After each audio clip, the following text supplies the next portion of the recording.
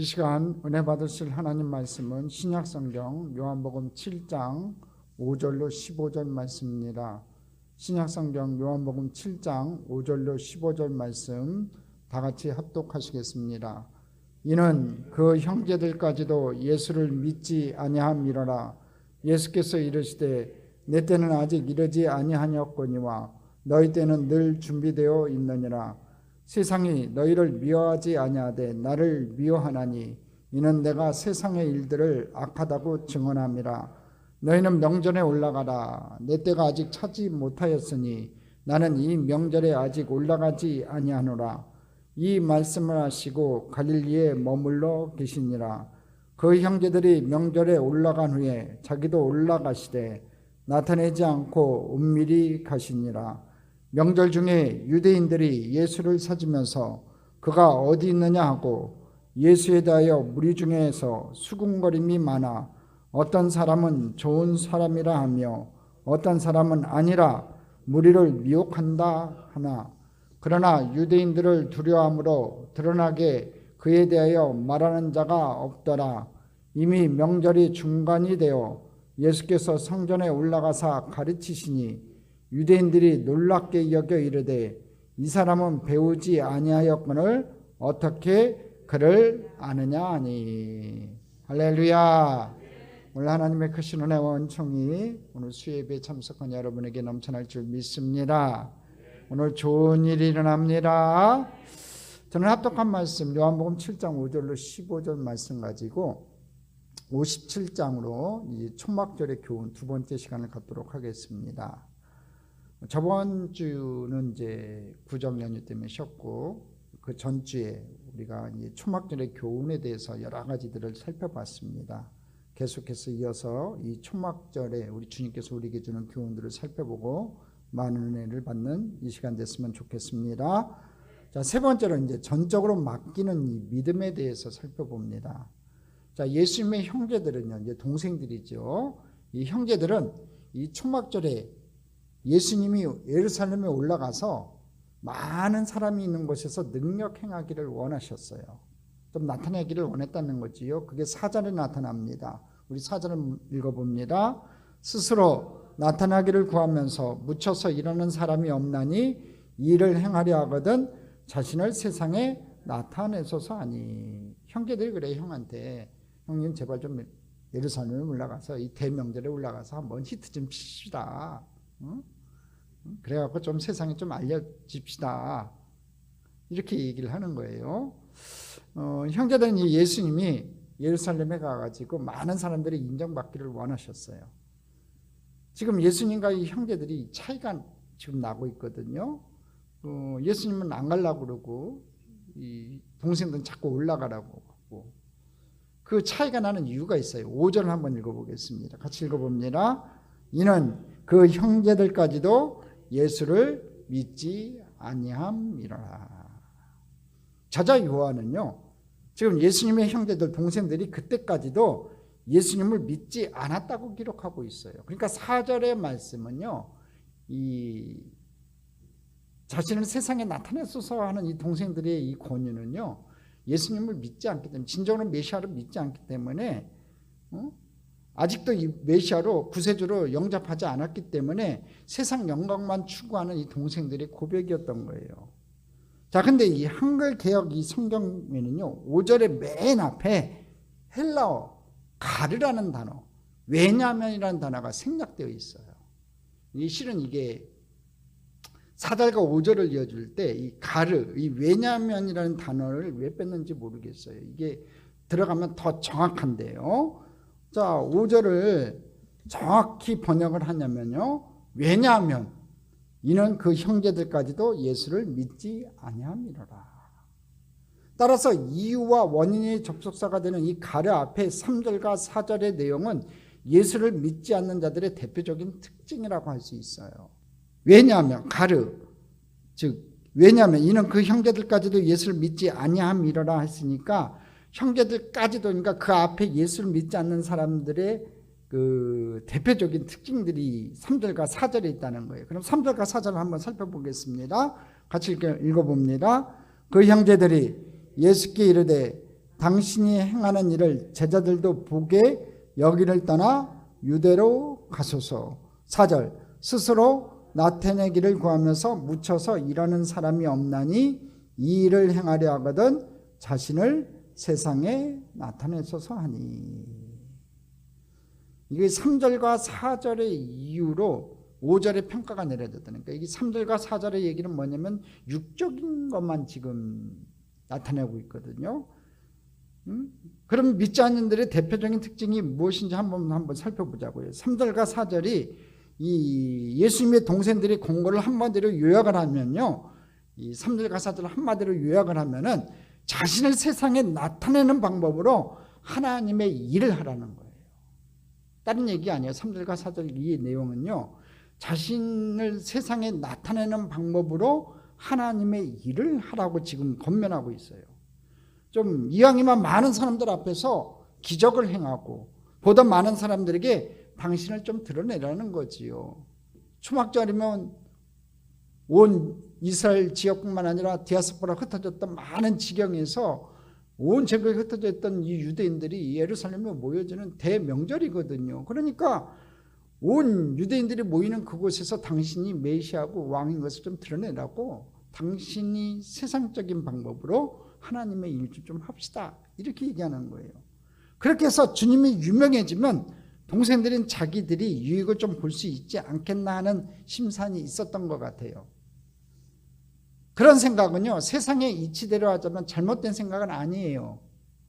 자신을 증명하고 드러내기 위해서 사람이 많은 곳으로 가서 사람들에게 호응을 얻을 수 있는 기적을 행해서 사람들로부터 추앙을 받고 인기를 얻고 신뢰를 얻는 일이 뭐 그리 나쁜 일이겠어요? 여러분, 자녀들 낳으면 자녀들이 좀 유명해지기를 바라고 또 이렇게 좀 알려지기를 바라고 여러분 일가 친척 중에서 좀 유명한 사람 나오기를 바라는 건 인지상정 아니겠냐 이거지요. 그렇잖아요? 근데 요한은요 5절에서 바로 그러한 자들이 불신자들이라고 단호하게 말하고 있어요. 하나님의 일을 할 때는요, 세상 일은 그럴지 몰라도 여러분 하나님 일을 할 때는요 세상의 방법을 취하면 안 되는 거예요. 그래서 5절에서 요한은요, 사도 요한은요 단호하게 그런 사람들이 불신자라고 얘기를 해요. 5절 한번 읽어보겠습니다. 이는 그 형제들까지도 예수를 믿지 아니함이라. 예수 믿지 않으니까 불신자라는 얘기지요. 이게 무슨 말이에요? 여러분, 형제들도 예수님 믿었어요. 믿기는 그 표적을 행하심을 믿었다는 거예요. 표적 행하심을 보고 믿었어요. 예수님의 능력을 믿었고요, 말씀의 은혜가 있음을 믿었어요. 또 이스라엘이 왕이 될 거라고 그들도 형제들도 믿었어요. 그런데 왜 예수님을 믿지 않는다고 오늘 5절에는 딱 이렇게 못을 박았냐 이거지요. 무슨 얘기냐면 예수님을 제대로 믿지 않았다는 얘기예요. 그들의 방법대로 그들의 시야로 예수님을 평가하고 그들의 기대치대로 예수님을 갖다 맞춰놨다는 거예요. 이스라엘 왕이 되기를 원했다는 거죠. 얼마나 좋은 기회예요, 여러분.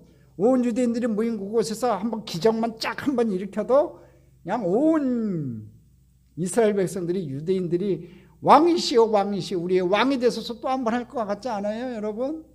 그들의 필요한 것들을 채워주고 기적을 일으켜갖고 노망군장들 몇 명 그냥 꼴까닥 시켜버리면은 여러분 온 유대인들이 들고 일어날 거란 말이에요. 그건 세상적인 방법이라는 거지요. 그들에게는요, 예수님을 진정으로 믿기보다는 예수님을 통해서 얻고자 하는 이 정치적인 이익을 그들은 믿었다는 거예요. 그것들이 앞서 있었다는 거지요. 이런 점에서 형제들은 예수님이 떡을 주지 않자 예수님을 떠나 무리들과 같이 떠나갔어요. 이들의 공적dom은 모두 기복신앙을 가졌다는 거지요. 여러분, 복을 구하는 것은 나쁘지 않아요. 근데 복이 제일 먼저 우선순위가 돼서는 안 되는 거예요. 하나님의 영혼의 구원의 문제를 먼저 구하고요, 그 다음에 이 땅에서 내가 잘 되는 하나님의 축복을 구하는 거, 하나님의 자녀로서 당연히 받아야 될 분복을 구하는 것은요, 그것은 좋은 거예요. 근데 우선순위가 바뀌어갖고 무조건 주시옵소서로 나가면 안 되는 거예요, 여러분들요. 기복신앙은 진실한 믿음이 아니라는 거지요. 여러분, 믿음이란 도대체 무엇입니까? 믿음이라는 건요, 전적으로 위탁하고 따라가는 거예요. 눈에 보이지 않고 손에 잡히지 않고 귀에 들리지 않아도 하나님을 전적으로 믿었기 때문에 하나님만을 따라가는 거예요. 형제들은 예수님께 자신의 삶을 맡기지 않았어요. 다른 사람들은 떠나가더라도 형제들은 남아있어야 되는 거 아니에요? 피부치들은 남아있어야 되는 거 아니에요? 근데 이 형제들도요, 잔치집으로 가버려요. 예루살렘에 먼저 올라가 버려요. 오늘 본문에 보면요. 그러니까 전적으로 자신의 삶을 예수님께 맡기지 못했다는 거지요. 그들은 예수님을 믿지 않는 사람들이에요. 오늘 요한의 얘기다라면 이 사람들은 예수님 믿지 않은 사람이에요. 예수님을 믿는 사람은요, 예수님께 자신의 삶을 의탁하고 예수님의 뜻을 따라서 사는 사람이에요. 저와 여러분이 그렇게 돼야 돼요. 진짜로 우리의 삶을 전부 다 하나님 앞에 맡기고, 의탁한다는 건 맡긴다는 거잖아요. 제가 주일날 설교를 했지만 우리가 예수님을 믿는다고 하면요, 진짜로 믿으면요, 의지하게 되는 거예요. 또 의지함이 많아지고요, 그 의지한 게 많아질수록 우리는 맡기게 돼요. 그 야에 경외한다는 단어 뜻에는 그런 것들이 들어간다고 했잖아요. 하나님을 믿는다, 하나님을 의지한다, 하나님 앞에 맡긴다. 여러분, 예수님을 진정으로 믿고 그 믿음이 깊어지면 깊어질수록요, 하나님을 의지하는 게 깊어지는 거예요. 그리고 눈에 보이지 않고 손에 잡히지 않고 귀에 들리지 않아도 하나님 앞에 맡기게 되는 거예요. 우리 인생의 주인 하나님이라고 입술로만 고백하는 것이 아니라 진정으로 하나님 앞에 맡기는 거예요. 할렐루야. 그리고 하나님의 뜻을 따라 사는 사람이 되어야 된다는 거지요. 오늘 여러분은 예수님을 어느 정도로 믿습니까? 예수님을 전적으로 믿는다면요, 전적으로 나의 삶을 하나님께 좀 맡겨야 돼요. 예수님 믿으십니까? 그러면 아멘은 다 하는데 그 아멘은 끝나는 것이 아니라 얼마큼 내가 하나님 앞에 매일매일 맡기며 사느냐, 하나님 앞에 의지하고 사느냐, 내 인생길 내 마음대로 살아집니까? 저는요, 30년 목회하면서 제 마음대로 목회한 것보다는 하나님께서 이끄시는 대로 가서 목회한 게 많았던 것 같아요. 사람이 마음으로 자기 길을 계획할지라도 그 걸음을 인도하신 분은 우리 하나님이시라. 여러분, 사람의 생각 아무짝에 쓸모없어요. 하나님이 이끄시고 하나님의 계획 속에서 우리가 순종하느냐 안 하느냐의 문제일 것 같아요. 여러분, 진정으로 내가 하나님을 진정으로 믿는다면 하나님 앞에 맡기시고 의지하시고 진정으로 하나님 뜻을 따라 살아가는 저와 여러분 되기를 주님의 이름으로 축원합니다. 자, 네 번째, 하나님의 영광의 때를 찾아서라는 제목으로 잠깐 은혜의 말씀 나누겠습니다. 자, 6절 우리 같이 한번 읽어보겠습니다. 예수께서 이르시되 내 때는 아직 이르지 아니하였거니와 너희 때는 늘 준비되어 있느니라. 자, 여기서 예수님께서 내 때라고 하잖아요. 내 때는 이 말씀하신 이 내 때라고 말씀하신 때는 예루살렘에 올라가셔서 십자가에 달리시는 그때를 얘기하는 거예요. 십자가에 달려서 돌아가시는 그때를 얘기하는 거예요. 그러니까 예수께서 이르시되 내가 죽을 때는 아직 이르지 아니하였거니와, 그 얘기예요. 예수님은 아직 내 때가 이르지 않았다고 오늘 분명히 얘기하세요. 즉 무슨 얘기냐면 예수님은요 하나님의 시간표대로 움직이셨다는 얘기예요. 여기서 때라고 번역된 단어 이 카이로스는요, 종말론적 기대의 성취를 의미하는 구절에 주로 쓰이는 하나님이 정하신 때, 하나님이 허락하신 때라는 단어예요. 한번 따라하겠습니다. 하나님이 정하신 때, 하나님이 허락하신 때. 여러분, 이 때가 중요한 거예요. 하나님께서 정하신 때, 하나님께서 허락하신 때에 여러분 맞춰서 사는 저와 여러분이 돼야 돼요. 그 말은 예수님의 오심과 죽으심을 포함한 구속사 속에서의 모든 사건과 시간까지도 이미 하나님에 의해 정해져 있다는 의미예요. 종말의 시간은요 이미 정해져 있어요. 그러니까 창조의 시간부터 시작해서 이 땅에 엔딩되는 종말의 시간은요 하나님께서 미리 예정해 놓으셨어요. 그리고 주님 다시 오신다는 것은 정해져 있어요. 단지 그 때를 우리가 모를 뿐이에요. 그렇죠? 우리는 몰라요. 근데 주님께서 작정하신 그때에 주님께서 이 땅에 분명히 오실 거예요. 하나님의 그 종말을, 시간을 움직이시는 그 시간 속에 우리는 살아가고 있어요. 그러니까 지금 어떻게 변할지 아무도 몰라요. 주님이 언제 오실 줄도 아무도 몰라요. 근데 준비돼야 될 것들이 있어요. 근데 준비될 것들이 아직 다 준비되지 않은 거 보면 조금 시간은 더 걸릴 것 같아요. 그러니까 여러분들이 그때를 위해서 여러분들 기도하고 준비하는 저와 여러분 됐으면 좋겠습니다. 여러분 주님께서 이 땅에 오신 것도요, 여러분 때가 찼기 때문에 왔어요. 갈라디아서 4장 4절 한번 볼까요? 같이 읽어봅니다. 때가 참에 하나님이 그 아들을 보내사. 여러분 예수님께서 이 땅에 오신 것도요, 때가 찼기 때문에 오신 거예요. 그냥 아무 때나 보내신 게 아니에요. 많은 제국들이 있었잖아요. 바빌론 제국도 있고 애굽 제국도 있었고 또 페르시아 제국도 있었고, 왜 예수님께서 2000년 전에 로마 제국에서 태어나셨냐 이거죠. 유대 땅에서. 때가 찼다는 건 뭐냐면요, 예수님께서 오실 만한 그런 때가 딱 맞아 떨어졌던 거예요. 그리고 하나님께서 보실 때 이때에 예수님께서 내려가셔서 복음을 증거하면은 온 세계 열방에 퍼져나갈 것이라는 것을 알고 계셨어요. 예수님이 오시기 전에 먼저 유대인들을 흐트러 버렸어요. 저번 시간에도 얘기했지만 디아스포라 지나고 나서 보니까, 역사를 되돌아보니까 하나님의 움직이신 손이었다는 거예요. 흐트러뜨려 놓은 것은, 여러분 바벨론에 의해서 이스라엘 유대 땅이 멸망당한 것은요, 여러분 하나님의 관점에서 봤을 때는, 구속사적인 관점에서 봤을 때는 하나님께서 일부러 흐트러 놓은 거예요.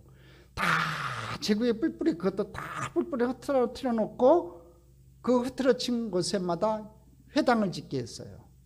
그리고 예수님 제자들이 온 제국에 흩어진 곳에 가서 복음의 말씀을 증거할 때, 여러분 그 회당이 복음을 증거하는 근거지가 됐다는 거지요. 그래서 복음이 신속하게 퍼져나갔고요. 두 번째, 로마 제국이요, 잘하는 게 하나가 있었어요.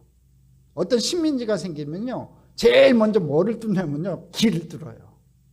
사드마차가요, 이 4마리가 지나갈 정도로 큰 길을 뚫어요. 왜 그러냐면 그쪽에서 만약에 식민지에서 이 쿠데타가 뭐 반란이 일어나면 신속하게 신속군을 갖다가, 로마군인을 갖다가, 집단군을 갖다 투입하기 위해서 길을 뚫었어요. 근데 이제 길을 뚫으면서 이제 상업이 발달됐고, 그 다음에 사람들이 왕래가 편해졌어요.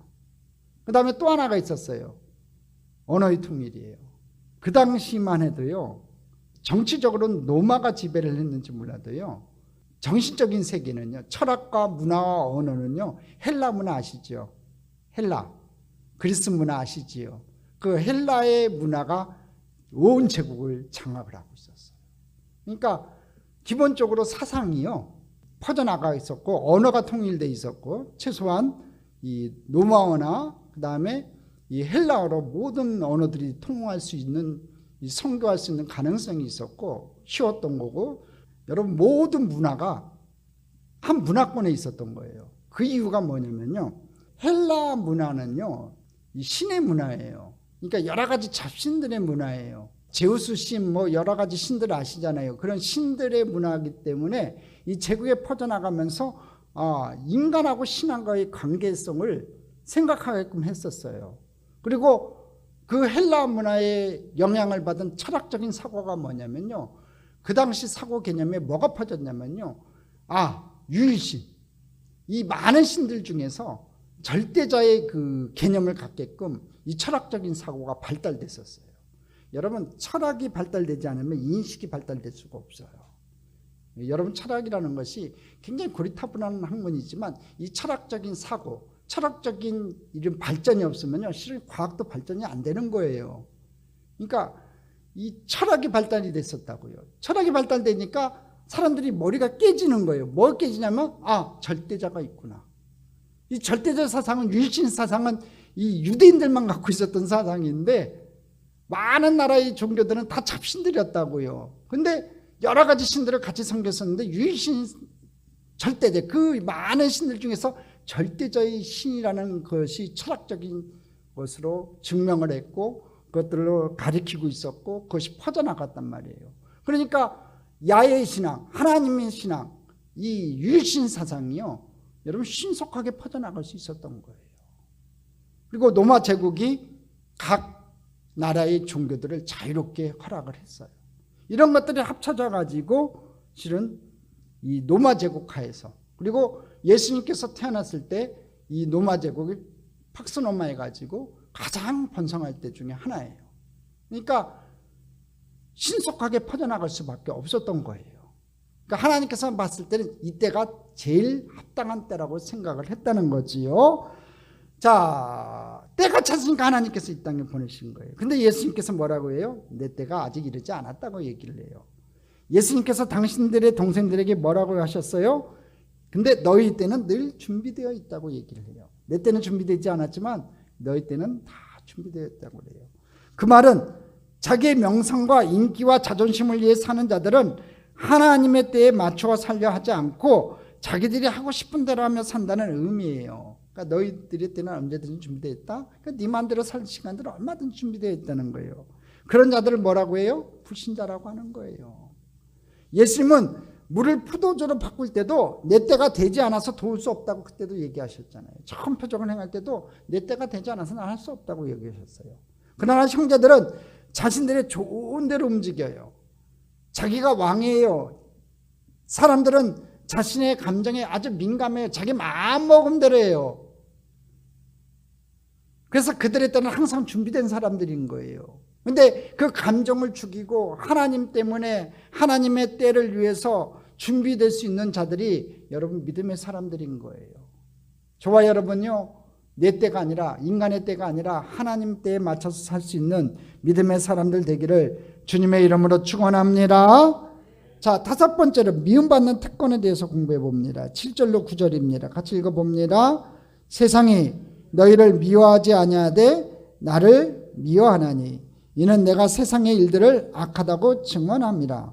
8절 너희는 명절에 올라가라. 내 때가 아직 차지 못하였으니 나는 이 명절에 아직 올라가지 아니하노라.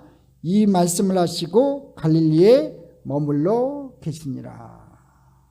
자, 예수님께서 처음에 뭐라고 얘기하시냐면요, 세상이 너희를 미워하지 아니하되 나를 미워한다고 얘기를 해요.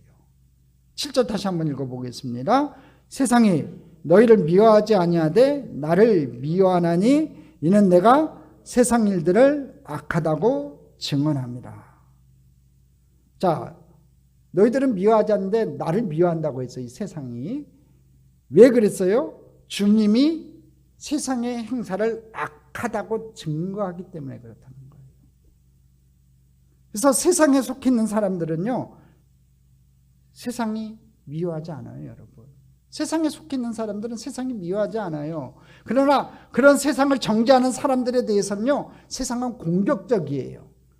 여러분, 순결하지 않은 사람에게 순결한 삶을 이야기하면요, 갑자기 태도를 달리해요.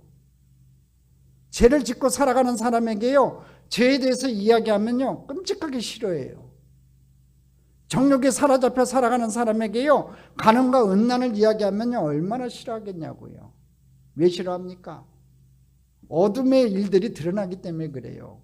죄가 죄로 드러나기 때문에 싫어한다는 거지요. 그래서 세상은 주님을 싫어할 수밖에 없다는 것도 주님은 정확히 아시고 계셨어요. 여러분, 형제들은 세상 사람들이 원하는 대로 살았던 사람들이에요. 그러므로 세상은 형제들을 미워하지 않아요. 세상의 방법대로 사니까. 근데 저와 여러분요, 형제들 같지 않아요. 저와 여러분은 하나님의 백성이고 하나님의 믿는 자이기 때문에 여러분, 저와 여러분 엄밀히 따져가지고 하나님 방법대로 살면요, 세상이 우리를 미워할 수밖에 없는 거예요. 세상적인 가치관을 따라서 사는 사람은요, 세상 사람들에게 핍박을 받지 않아요. 근데 우리는 핍박을 받는다는 거지요. 그들은 입으로 믿는다고 하면서요, 자신의 삶은 자신의 마음대로 사는 사람들이에요. 그러나 저와 여러분처럼 예수님처럼 하나님 뜻을 따라서 사는 사람들은요, 세상에 좀 미움을 받을 수밖에 없어요. 바울은 뭐라고 얘기합니까? 무릇 경건하게 살고자 하는 자는 핍박이 있다고 그래요. 경건하게 살고자 하는 사람은 우리에게 핍박이 있다는 거지요. 예수님 때문에 여러분 핍박을 받는 것은 큰 특권이에요. 축복이에요.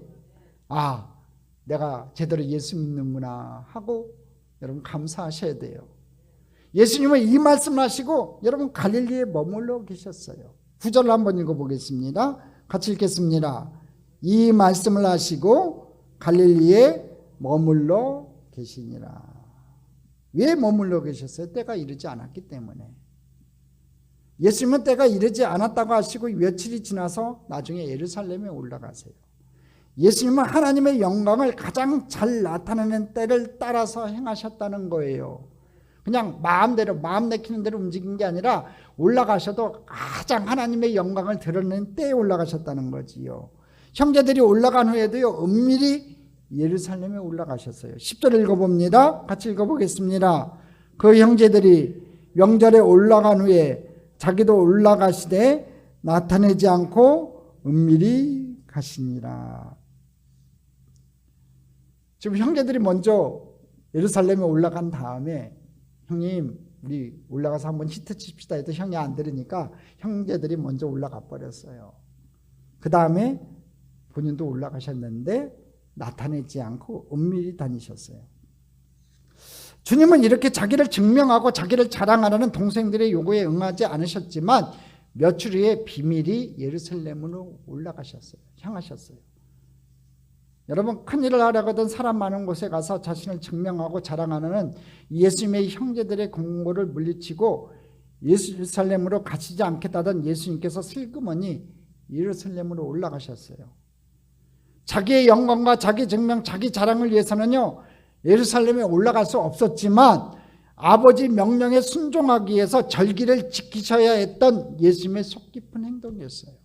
예수님도 유대인이었고 하나님의 백성이었기 때문에 그 절기를 지켜야 되기 때문에 올라가긴 올라가되 동생들이 원하는 게 뭐예요? 세상의 영광이었잖아요. 그건 아니다 이거지요. 그래서 동생들과 다르게 올라갔다는 겁니다. 그렇게 성도의 삶은요, 자기를 증명하고 자랑하는 자기의 영광을 위한 삶이 아닌 하나님의 영광을 위한 삶이 되어야 된다는 거예요. 우리 성도의 신앙생활은 이렇게 나 중심에서 하나님 중심으로 패러다임 시프트가 일어나야 돼요. 이게 쉽지가 않아요. 예수를 믿는다고 하면서도요, 죽는 그날까지 내 방법대로 사는 사람들이 있어요. 근데 진짜로 하나님의 백성이면요, 하나님 중심으로 살아야 돼요.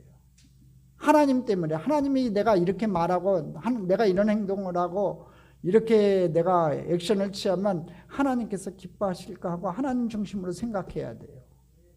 할렐루야. 하나님이라면 지금 어떻게 생각하실까? 세상에 즐거움이 있을 수 있지요. 세상에 쾌락이 있을 수 있어요. 그렇지만 하나님께서 원하시는 게 무엇일까 곰곰이 생각해보고 하나님 중심으로 생각하고 판단할 수 있는 그런 패러다임 시프트, 생각의 패러다임 시프트가 우리에게 좀 있어야 돼요. 그렇게 되기를 주님의 이름으로 축원합니다.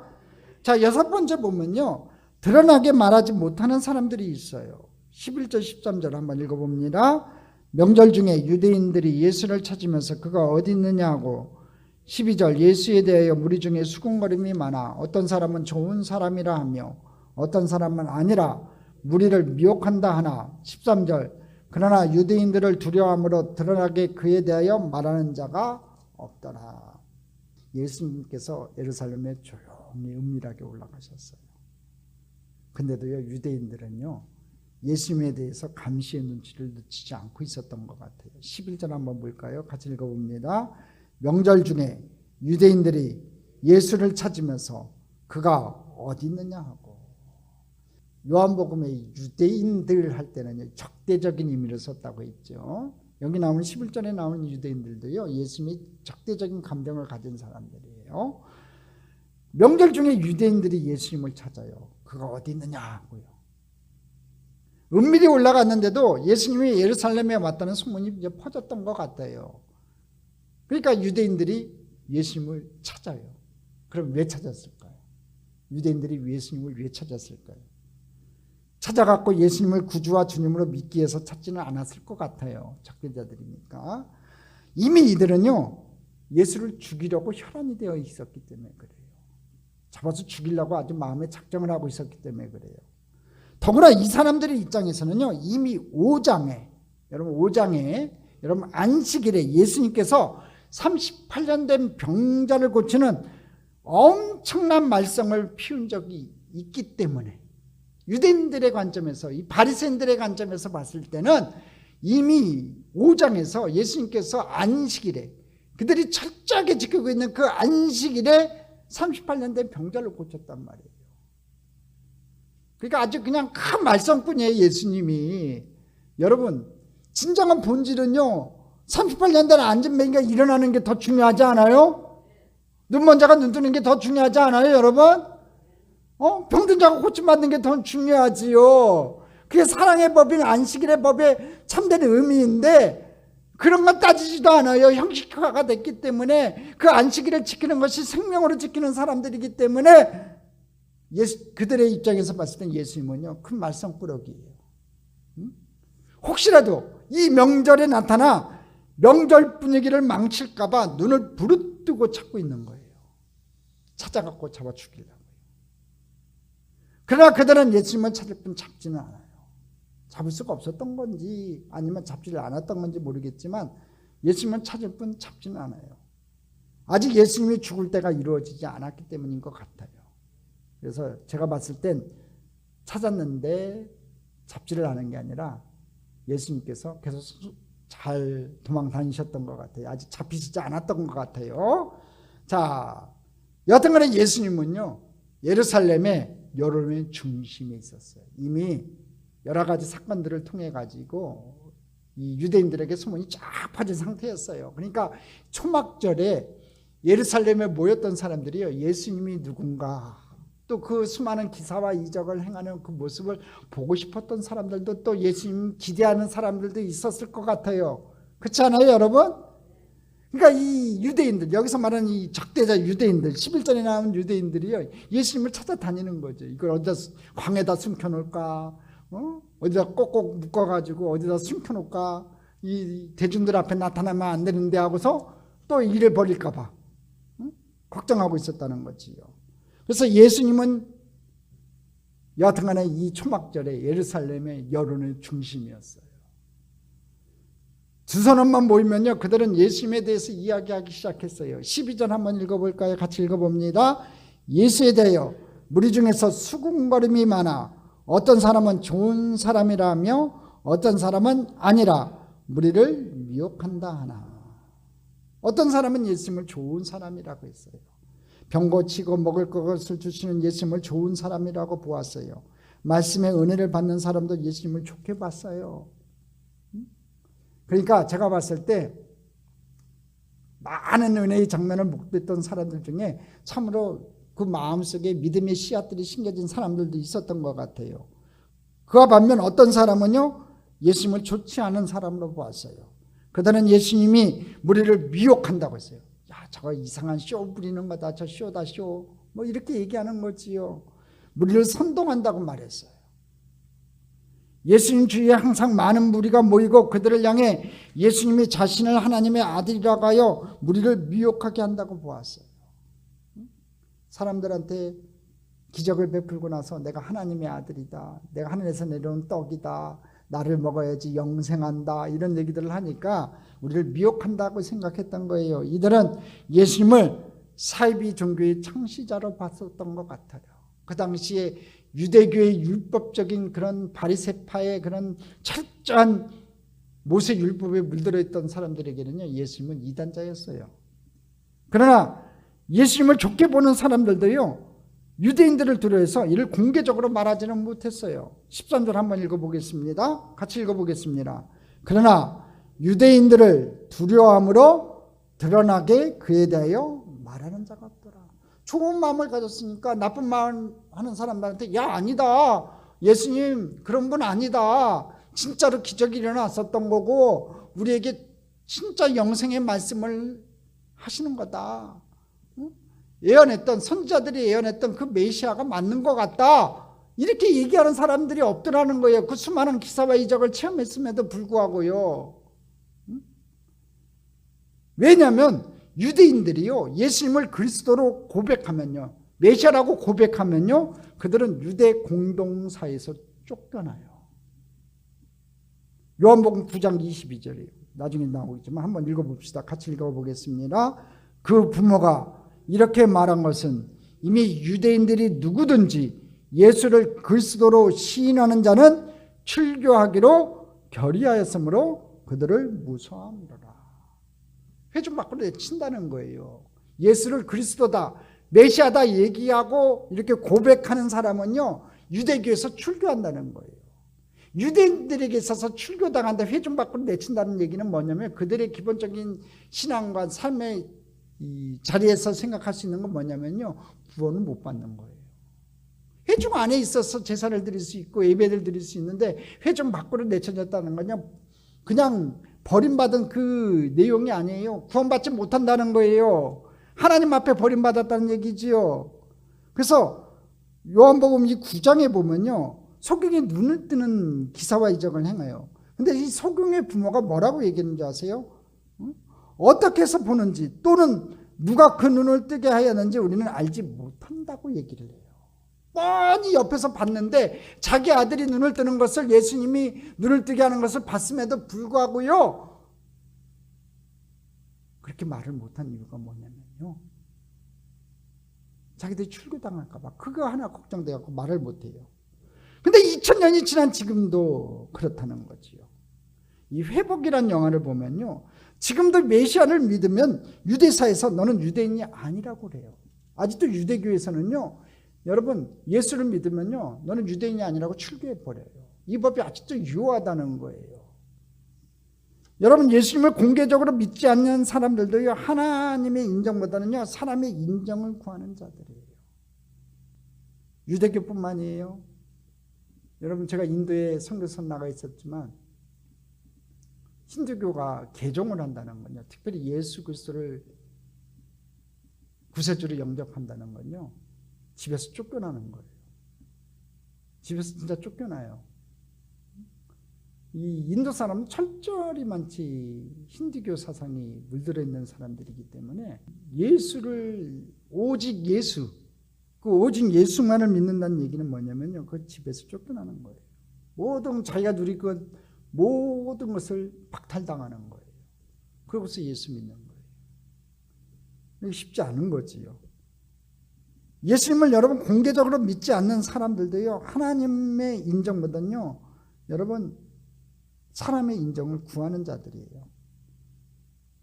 이들은 진정한 믿음을 가진 사람이 아니죠. 진정한 믿음을 가진 사람은 어떤 핍박이 있어도 예수님을 그리스도로 시인하는 사람이라는 거예요.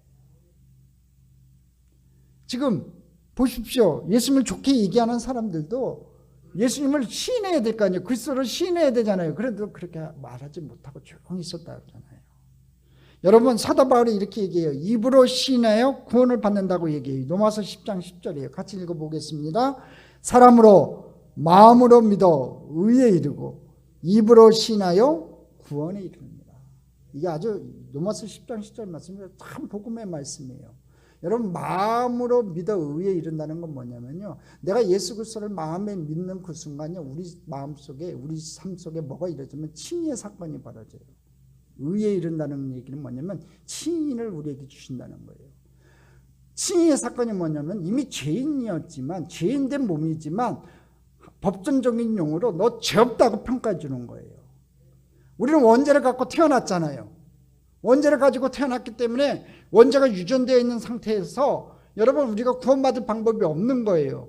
그렇기 때문에 이 죄가 속해져야 돼요. 죄가 없어져야 되는데, 위로와져야 되는데, 우리가 예수 그리스도를 구세주로 영접하는 그 순간 법정적으로 하나님께서 너 죄 없다 인정해 주시는 거예요. 판결해 주시는 거예요.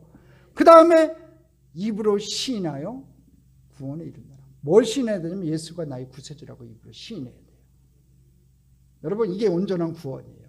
마음으로 믿는 게 첫 번째고요. 두 번째가 입으로 구세주로 영접하고 시인해야 돼요. 이게 가끔가다 그래요. 이게 늦가기 구원받는다고 예수 잘 안 믿다가 마지막에 숨 꼴깍꼴깍 넘어갈 때 자손들이 그 예수 믿는 자녀들이 좀 미리 좀 전도 좀 하지. 숨을 헐떡헐떡 넘어가는데 거기 가갖고 엄마 아빠 예수 믿으세요. 예수 믿으세요. 예수 믿으세요. 그러니까 꿀떡꿀떡 하다가 고개가 끄떡끄떡 했나 봐요. 그치 믿었지 아멘 하세요. 아멘 하세요. 꿀떡꿀떡 하다가 한 거지. 또 아멘으로 받아들인 거지. 자기 귀에는 그렇게 들리는 거지. 그 늦가게 구원시키지 마시고요. 살아계실 때 마음으로 예수 그리스도를 믿게 하세요. 칭의의 사건이 벌어져야 되고요. 그 다음에 입술로 시인하게 돼요. 따라하세요 하고서 예수님이 나의 구세주 되십니다. 예수님이 나의 메시아 되십니다. 이런 입술로 고백이 나오게 해야 될 줄 믿습니다. 여러분 가족들을 진정으로 구원시키는 귀한 은혜들이 있었으면 좋겠습니다. 7번째 마지막으로 배우지 아니하였거늘에 대해서 좀 공부해 보겠습니다. 14절 15절입니다. 같이 읽어봅니다. 이미 명절 중간이 되어 예수께서 성전에 올라가서 가르치시니 15절 유대인들이 놀랍게 여겨 이르되 이 사람은 배우지 아니하였거늘 어떻게 그를 아느냐 하니. 여러분 초막절 명절은 7박 8일 동안 이루어진다고 했죠. 긴 시간이에요. 9월 말이나 10월 초에 이루어져요. 지금도 이스라엘 사람들이 초막절을 지켜요. 예수님은 초막절이 시작되고 3, 4일이 지나서 예루살렘에 올라가셨어요. 14절에 보니까 이미 명절이 중간이 되어 예수께서 성전에 올라가서, 그러니까 이제 처음 시작에는 안 올라갔고 3, 4일쯤 지난 다음에 예루살렘에 올라가셨던 것 같아요. 중간에 7박 8일이니까 3, 4일쯤 올라가신 것 같고, 어디로 가셨냐면 예수님은 성전에 가서 공개적으로 말씀을 가르치세요. 자, 14절 다시 한번 읽어보겠습니다. 이미 명절의 중간이 되어 예수께서 성전에 올라가서 가르치시니. 이 유대인들이나 무리들은 은밀히 말하였으나 예수님은 공개적으로 말씀을 하세요. 이제 대놓고 얘기하는 거죠. 그들에게 하나님 나라의 복음을 전하셨어요. 근데 이렇게 복음의 말씀을 증거하니까 주님의 가르침을 듣는 사람들이 어떤 반응을 보이냐면 그 반응이 15절이에요. 같이 읽어보겠습니다. 유대인들이 놀랍게 여겨 이르되 이 사람은 배우지 아니하였거늘 어떻게 그를 아느냐 하니. 기이 여겼다는 거지요. 희한하다는 거지요. 무엇이 희한하다는 거예요, 여러분? 이 사람은 배우지 아니하였거늘 어떻게 그를 아느냐 그래요. 사람들은 예수님의 가르침을 듣고 깜짝 놀랐어요. 어떻게 배우지도 않았는데 그렇게 말씀을 잘 가르치는지 놀랐다는 거예요. 여기서 어떻게 그를 아느냐라는 이 표현은요, 여러분 납비 문화상이 되어가지고 저 예수가 저기 목수의 아들 아니냐 이거지요. 분명히 납비 문화생도 아닌데 납비 문화상이 되어서 공부한 적도 없는데 어떻게 율법을 저렇게 잘 해석할 수 있느냐 이거예요. 예수님의 가르침이 귀할 정도로 탁월했는데 그들은 그 가르침의 내용에는 관심이 없고 어떻게 저 가난하고 미천한 목수가 히브리 성경을 읽고 설명을 하는가에만 관심을 갖고 놀랐다는 거예요. 계속 육적인 것만 보는 거예요, 여러분. 여러분 원래 유대인들의 언어는 히브리어예요. 히브리어. 구약은 히브리어로 써 있단 말이에요. 여러분 신약은 헬라어, 아까 얘기한 이 헬라 문화의 영향을 받았던 그리스 문자 헬라어로 기록이 되어 있고요. 여러분 원래 유대인들의 언어는 히브리어였어요. 그런데 여러분 다 아시다시피 BC 586년에 남유대가 바벨론에 망하고 70년간 그들이 바벨론 땅에 포로로 끌려갔어요. 그 70년 동안 이스라엘 백성들이 자신들의 언어인 히브리어보다 이 바벨론의 언어인 이 아람어를 국어처럼 쓰게 되었다는 거지요. 그래서 예수님 당시에는요, 소수의 납비들만이 히브리어를 읽고 쓸 수 있었어요. 그런데 납비 학교를 다닌 적도 없고 그를 지도해 준 스승도 없는데 예수님이 히브리어 성경을 읽고 강론을 했다는 거예요. 예수님 정규교육 받지 못했어요. 요새는 다 가는, 여러분 어린이집도 못 갔고요, 유치원도 못 갔고요, 초등학교도 못 나오신 분이에요. 저도 어린이집 못 다녔고 유치원도 못 다녔어요. 저도 초등학교만 다녔는데 세대가 틀려서 그러겠죠. 근데 여하튼 예수님 아무것도 공부하지 못했어요. 그래서 주변에 있는 사람들이 다 아는 거지요. 근데 성전에서 강론을 하시는데 히브리 이 원어 성경을 기가 막히게 설명을 해요. 근데 그 기가 막힌 그 본질적인 내용의 말씀을 듣는 것이 아니라, 핵심적인 그 내용을 듣는 것이 아니라 퀘스천 마크예요. 어떻게 저 예수가 저를 알 수 있지? 납비 학교에서 공부도 안 했는데. 여러분, 바울은 잘 아는 대로 가말리아 문화생이에요. 대랍비인 가말리아 문화에서 공부했던 사람이에요. 석학이지요. 근데 예수님은 배우지 않았다는 거예요. 근데 어떻게 이렇게 말씀을 은혜롭고 권세 있게 전하는지 놀랐다는 거예요. 근데요, 이런 현상은요, 예수님만 나타나는 게 아니에요. 사도행전에도 나타나요. 베드로가 이 성령 강림 후에 50년 마가다락방에서 성령 강림 후에 성령을 체험한 후에, 그리고 앉은 백인을 고친 후에 공개적으로 말씀을 전했어요. 근데 그 말씀을 듣고 수천 명이 회개하고 예수님을 믿었어요. 그래서 사람들은 학문을 배우지 않은 이들이 어떻게 저리 말씀을 잘 전하는가 놀랐어요. 그게 사도행전 4장 13절과 14절이 나와요. 여러분, 지금 예수님의 말씀을 들었던 사람들은요, 예수님의 출신과 배경을 잘 알고 있었어요. 예수님은 미가서의 예언대로 베들레헴에서 태어났지만 그들은 예수님을 갈릴리 나사렛 출신으로 알고 있어요. 가난한 동네 나사렛 출신으로 알고 있단 말이죠. 게다가 예수의 아버지는요, 미천한 목수였어요. 예수 자신도 납비교육 같은 정규교육 받아본 적이 없는 무식한 집안의 무식한 자로 여겼다는 거지요. 그런데 그런 보잘것없는 예수님이 히브리어 성경을 줄줄 읽고 그 성경을 강론하며 자신이 하늘의 떡이라고 말하는 것이 못 맞게 당했던 거예요. 이 15절에서 유대인들이 대표적인 특징과 경향이 잘 나타나고 있어요. 15절 한번 읽어보겠습니다. 유대인들이 놀랍게 여겨 이르되 이 사람은 배우지 아니하였거늘 어떻게 그를 아느냐. 유대인들은 예수님의 대적자들이라고 했죠. 그들은 예수님의 형제들처럼 사람의 영광과 세상적 자랑을 중요시하던 사람들이었기 때문에, 다른 말로 불신자들이었기 때문에 겉모습과 배경으로 사람을 판단하고 평가하고 있었어요. 적대자였으니까 그 말씀의 내용이 중요하지도 않아요. 안식일에 사람 고치는 게 중요하지 안식일 지키는 게 중요해요? 그것 때문에 때려 죽이려고 하잖아요. 예수님 잡아 죽이려고 하잖아요. 여러분, 예수님께서 초막절에 성전에 가서 히브리어 성경을 가지고 강론을 하니까 캐션 마크 했던 거죠. 아마 유대인들, 여기서 말하는 유대인들이 바리새인들이었을 거예요. 지도자들이었을 거예요. 자기들만이 할 수 있는 것을 예수님이 하니까 자기들에 대한 도전이라고 생각을 했던 것 같아요. 본문 24절을 보면요, 예수님께서 그들의 못된 특징을 정확하게 지적을 해주세요. 자, 7장 24절 읽어보겠습니다. 외모로 판단하지 말고 공의롭게 판단하라 하시니라. 여러분, 자기 자랑과 자기 영광에 눈먼 자들은요, 항상 겉으로 나타난 것으로 판단을 한다는 거예요. 여러분, 우리가 예수 믿는 사람이요, 참 조심해야 할 것 중에 하나가 뭐냐면 사람을 선입관으로 판단하는 거예요. 그 사람이 입은 옷을 가지고, 그 사람이 무슨 직업을, 어떤 것을 갖고 있느냐, 그건 중요하지 않아요.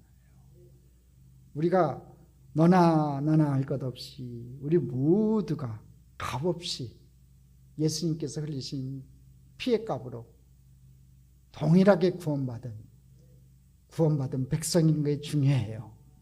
할렐루야. 저도 구원받은 백성이고 여러분도 구원받은 백성이에요. 잘나면 얼마나 잘났겠어요. 다 똑같은 거예요. 쌤쌤 똔똔이에요.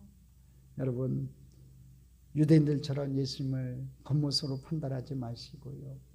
오늘 교회에 오시는 어떤 분이 오더라도 사랑으로 맞이하고 사랑의 공동체로 이끌어가는 우리 귀한 교회 됐으면 좋겠습니다. 할렐루야.